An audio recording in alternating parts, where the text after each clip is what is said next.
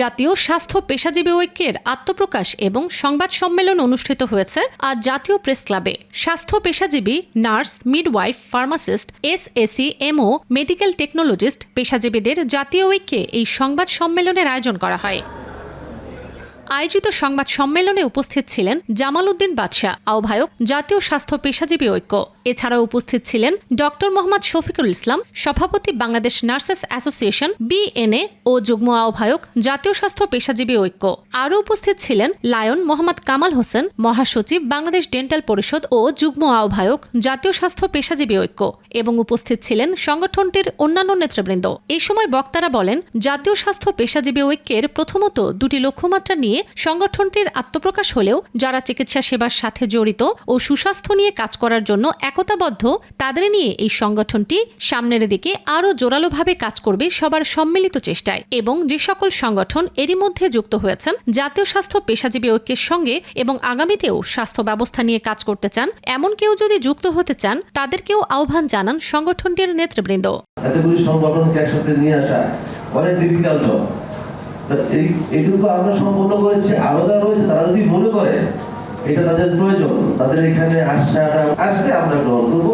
মাননীয় প্রধানমন্ত্রী তারেক রহমান সাহেব বলেছেন যে সবার আগে বাংলাদেশ আর সবার আগে সবার জন্য জনকল্যাণমুখী স্বাস্থ্য ব্যবস্থা গ্রহণ করে তোলা। এই সংগঠনের প্রধান দুটি লক্ষণ। প্রথম লক্ষ্য হচ্ছে জনগণ, জনস্বার্থে।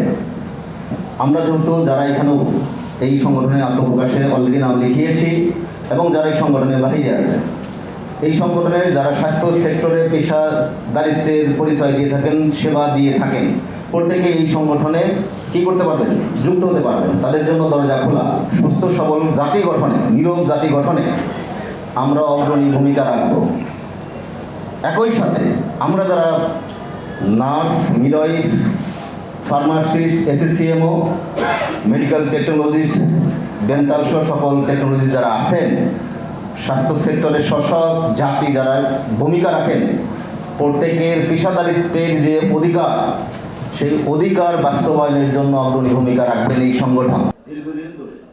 উক্ত সংবাদ সম্মেলনে জাতীয় স্বাস্থ্য পেশাজীবী ঐক্যের আহ্বায়ক জামাল উদ্দিন বাদশাহ বলেন, স্বাস্থ্য সেক্টরের মানোন্নয়নে মাননীয় প্রধানমন্ত্রী দেশনেতা জনাব তারেক রহমান কর্তৃক গৃহীত পদক্ষেপ সমূহকে স্বাগত জানাতে এবং দীর্ঘ কয়েক যুগ ধরে অবহেলা, অপ্রাপ্তি ও বৈষম্যের শিকার নার্স, মিডওয়াইফ, ফার্মাসিস্ট, এসএসি, এমও এবং মেডিকেল টেকনোলজিস্টদের জাতীয় স্বাস্থ্য পেশাজীবী সংগঠনসমূহের সমন্বয়ে গঠিত জাতীয় স্বাস্থ্য পেশাজীবী ঐক্যের আনুষ্ঠানিক আত্মপ্রকাশের মধ্য দিয়ে প্রতিশ্রুতিবদ্ধ এবং আগামী চিকিৎসা সেবায় আধুনিক বিজ্ঞান প্রযুক্তি দ্বারা সুচিকিৎসা ও স্বাস্থ্য খাতের সকল ত্রুটি দূর করে একটি সুস্বাস্থ্য ব্যবস্থা নিশ্চিত করা হবে বলে জানান। এবং বাংলাদেশের প্রান্তিক জনগোষ্ঠী থেকে শুরু করে সর্বস্তরের জনগণের স্বাস্থ্যসেবার মানোন্নয়ন নিশ্চিত করার লক্ষ্যে জনকল্যাণমুখী স্বাস্থ্য খাত বিনির্মাণে কাজ করায় প্রতিশ্রুতিবদ্ধ জাতীয় স্বাস্থ্য পেশাজীবী ঐক্য এবং নার্স, ফার্মাসিস্ট, টেকনোলজিস্ট সহ চিকিৎসা সেবায় নিয়োজিত থাকা সকলের অভিজ্ঞতার আলোকে সকল জনগোষ্ঠীর সুচিকিৎসা নিশ্চিত করবে বলেও তিনি জানান। স্বাস্থ্য সেক্টরের মান উন্নয়নে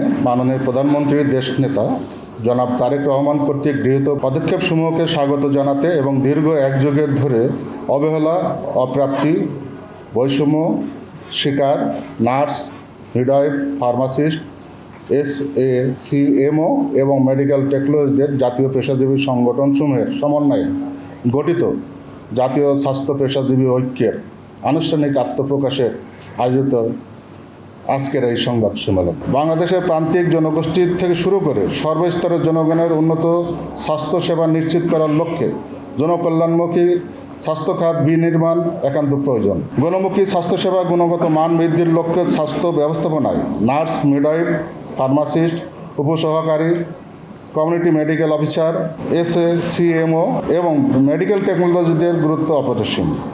জনগণের সুস্বাস্থ্য রক্ষা, রোগ প্রতিরোধ, স্বাস্থ্যসেবার গুণগত মান উন্নয়নের লক্ষ্যে দক্ষ প্রশিক্ষিত জনবলের প্রয়োজনীয়তা অপরিহার্য। নতুন এই সংগঠনের আত্মপ্রকাশের মাধ্যমে দেশের স্বাস্থ্য খাতে এক নতুন অধ্যায়ের সূচনা হলো বলে মনে করছেন সংশ্লিষ্টরা। ফারজানা মৌসুমী, মেডিকেল পোস্ট, ঢাকা।